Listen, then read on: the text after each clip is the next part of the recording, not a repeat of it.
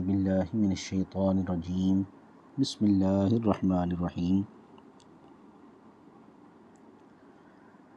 آج ہم سورہ نساء کی آیت نمبر 9 اور آیت نمبر 10 کا لفظی اور با محاورہ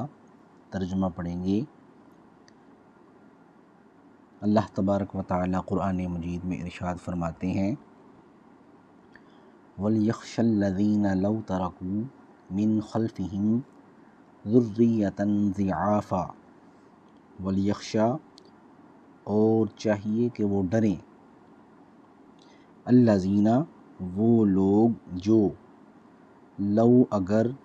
ترکو وہ چھوڑ جائیں من سے خلفہم اپنے پیچھے ذُرِّيَّةً اولاد ضعافا کمزور، یعنی اللہ تعالیٰ فرماتے ہیں وَلْيَخْشَ الَّذِينَ لَوْ تَرَكُوا مِنْ خَلْفِهِمْ ذُرِّيَّةً ضِعَافًا، اور وہ لوگ ڈریں جو اگر اپنے پیچھے کمزور اولاد چھوڑتے، اپنے پیچھے ضعیف اولاد چھوڑ جاتے، خافوا علیہم تو وہ ڈرتے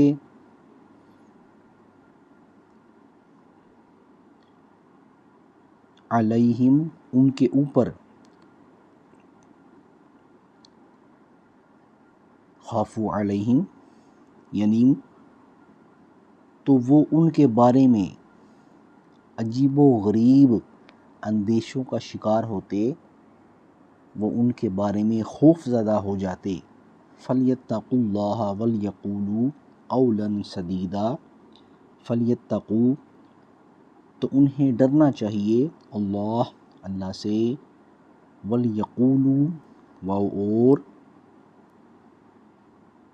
الْيَقُولُوا انہیں کہنا چاہیے یا انہیں بولنا چاہیے قولاً بات سدیدہ درست یا سیدھی، یعنی فرمایا فَلْيَتَّقُوا اللَّهَ وَلْيَقُولُوا قَوْلًا سَدِيدًا تو انہیں چاہیے کہ وہ اللہ سے ڈریں اور درست بات کہیں، درست بات کریں۔ إِنَّ الَّذِينَ يَأْكُلُونَ أَمْوَالَ الْيَتَامَى ظُلْمًا إِنَّمَا يَأْكُلُونَ فِي بُطُونِهِمْ نَارًا إِنَّ بے شک الَّذِينَ وہ لوگ جو یأکلون کھاتے ہیں اموال الیتامیٰ یتیموں کے مال ظلمًا ظلم کے ساتھ، فرمایا ان الذین یأکلون اموال الیتامیٰ ظلمًا بے شک وہ لوگ جو یتیموں کا مال ظلم کرتے ہوئے کھاتے ہیں یا یتیموں کا مال ناحق طریقے سے کھاتے ہیں، انما صرف یأکلون وہ کھاتے ہیں فی بطونہم فی میں بطونہم اپنے پیٹوں میں نارن آگ، یعنی انما یأکلون فی بطونہم نارا بے شک وہ اپنے پیٹوں میں آگ بھرتے ہیں، اپنے پیٹوں میں آگ داخل کرتے ہیں۔ وَسَيَصْلَوْنَ سَعِيرًا اور سَيَصْلَوْنَ عن قریب وہ داخل ہوں گے سعیرا بھڑکتی آگ میں، وَسَيَصْلَوْنَ سَعِيرًا اور عن قریب یہ لوگ بھڑکتی آگ میں داخل ہوں گے، بھڑکتی ہوئی آگ میں جائیں گے۔